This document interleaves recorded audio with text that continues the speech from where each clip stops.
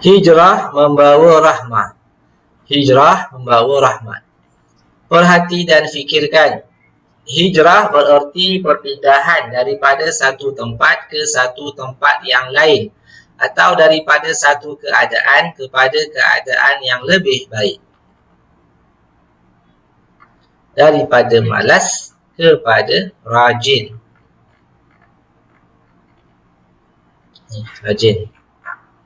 Baik, soalan. Faktor utama berlakunya hijrah kerana Allah Subhanahu Wa Taala telah memerintahkan Nabi Muhammad SAW supaya berhijrah.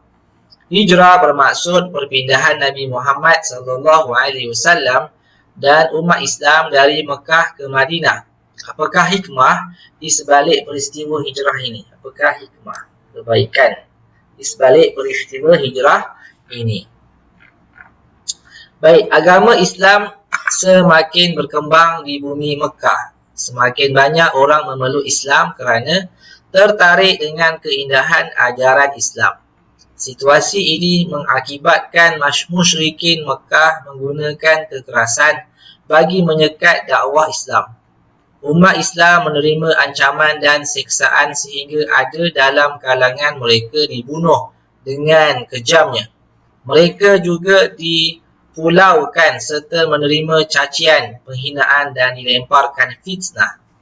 Kehidupan ketika itu sangat perit sehingga Allah Subhanahu Wa Taala memberikan kebenaran kepada umat Islam berhijrah ke Madinah.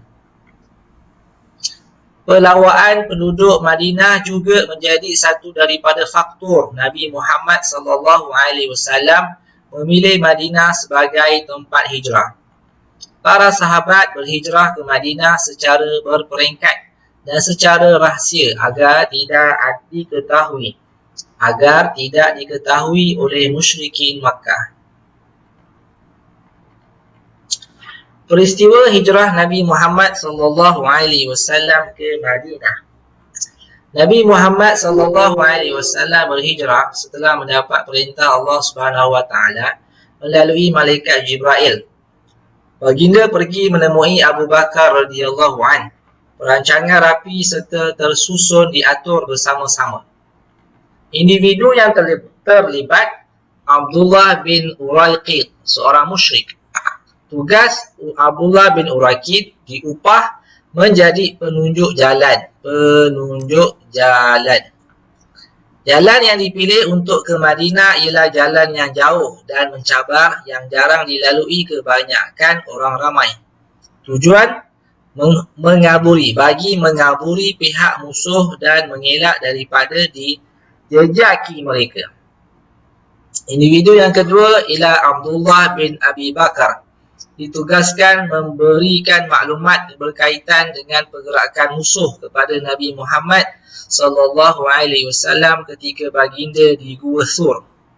Tujuannya mengetahui pergerakan musuh dari masa ke semasa. Individu yang ketiga, Asma binti Abi Bakr, ditugaskan menghantar makanan bagi memastikan bekalan makanan mencukupi. Dan yang keempat, Amir bin Fuhairah, ditugaskan menutup jejak Abdullah dan Asma dengan menggunakan kambing gembalaannya dan membekalkan susu. Bagi mengelak dijejaki musuh serta memastikan bekalan minuman mencukupi. Nilai murni membuat perancangan yang teliti sebelum melakukan sesuatu.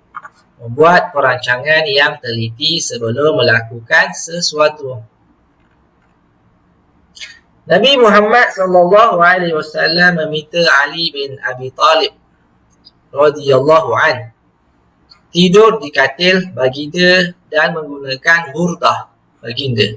Tujuannya untuk mengelirukan musuh yang hendak membunuh baginda.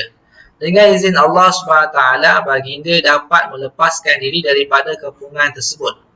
Setelah itu, baginda dan Abu Bakar radhiyallahu anhu bertolak ke Gua Thur yang terletak di selatan Mekah. Tindakan ini diambil bagi mengelirukan pihak musuh. Peristiwa ini berlaku pada 27 Safar tahun ke-14 kenabian. Baik. Sesiapa yang berjaya menangkap Muhammad akan dihadiahkan 100 ekor unta. Kaum musyrikin terus mencari Nabi Muhammad SAW di Mekah dan di luar kota Mekah. Hadiah lumayan ditawarkan jika berjaya menangkap baginda. Nabi Muhammad SAW dan Abu Bakar radhiyallahu anhu meneruskan perjalanan ke Madinah setelah 3 malam bersembunyi di Gua Thur. Semasa dalam perjalanan, seorang musyrik yang bernama Suraqah bin Malik berjaya menemui jejak Nabi Muhammad SAW, tetapi tidak berjaya menangkap baginda. Baginda dan Abu Bakar radhiyallahu anhu meneruskan perjalanan hijrah. Burdah ialah kain yang mempunyai corak bergaris yang dipakaikan pada badan. Nilai murni berkorban masa dan tenaga demi agama. Seterusnya, baca dan fahami. Nabi tiba di Quba dan di Madinah.